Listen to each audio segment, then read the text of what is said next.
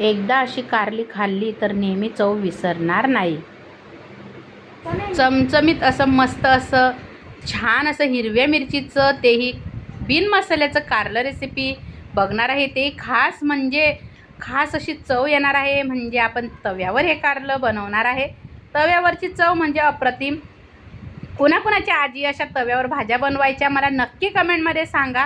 प्रत्येक ताई सांगा। माझी आजी तर नेहमी तव्यावर भाजी बनवायची आणि तिची आठवण झाली मैत्रिणींनो, तर मीही तव्यावरच भाजी बनवणार आज। तर बघा, कारले उभे कट करून घेतले, 6 ते 7 लसूण पाकळ्या घेतल्या, त्याही कट करून घेतल्या, 6 ते 7 हिरवी मिरची घेतली, तीही कट करून घेतली।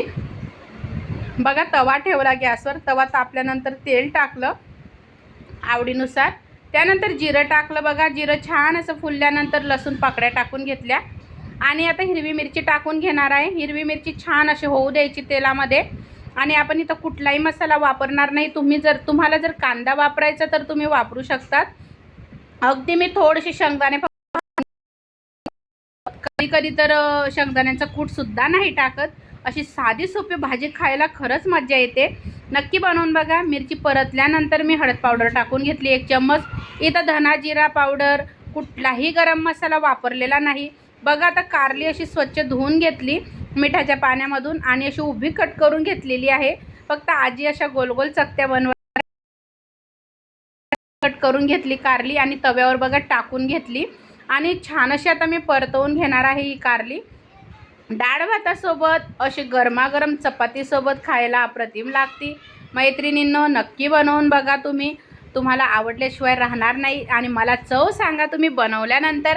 आणि तुम्ही असं हिरव्या मिरचीचं कारलं कधी बनवलं का, तेही मला सांगा। आपण मसाल्याचं तर भरपूर वेळेस बनवत असतो, पण अशी हिरवी मिरची वापरून बनवलेलं कारलं खरं सांगते तुम्ही चव कधीच विसरणार नाही।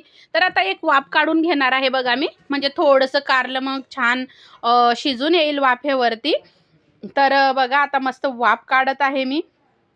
तर मैत्रिणींनो, तुम्हाला ही साधी सोपी तव्यावरचं कारलं माझी आजी बनवायची, असं कारले तुम्हाला आवडली का? जर आवडली असेल तर मोठ्या मनाने मोठ्या प्रेमाने व्हिडिओला लाईक करा, शेअर करा, सबस्क्राईब करा आणि अजून जर आपल्या सोनाज रेसिपी चॅनलला खरोखर भेट दिली नसेल तर नक्की द्या। आता बघा, मस्त वाफ आलेली आहे। वाफ आल्यानंतर मग मी मीठ टाकणार आहे। तर आता मीठ टाकून घेतलं, कारण आपलं कारलं छान असं अर्धा तास शिजलेलं आहे आणि कुठलंही एकही थेंब पाण्याचा मी वापरलेला नाही।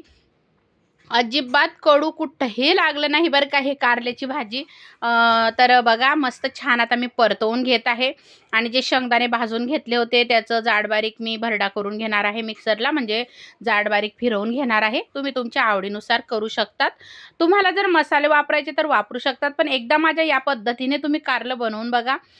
खरं सांगते खूप आवडेल तुम्हाला। आता बघा, मी कारलं छान असं शिजल्यानंतर जो शेंगदाण्यांचा कूट तयार केला होता, भाजलेल्या शेंगदाण्यांचा, तो टाकून घेतला आणि अजून एकदा परतवत आहे।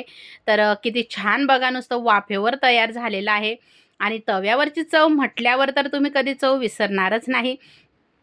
तर बघा, कुणाकुणाच्या आजी अशा तव्यावर भाज्या बनवायचे मला कमेंट बॉक्समध्ये सांगायला विसरू नका। व्हिडिओ शेवटपर्यंत बघा आणि हो मैत्रिणींनो, हाईप डन करायला विसरू नका। आणि बघा, अशी मस्त कोथिंबीर गेलेली आहे कारल्याची भाजीवर, मस्त छान अशी कारल्याची भाजी तयार झालेली आहे। तर बघा, मला कोथिंबीर खूप आवडते, मी थोडी जास्तच वापरते।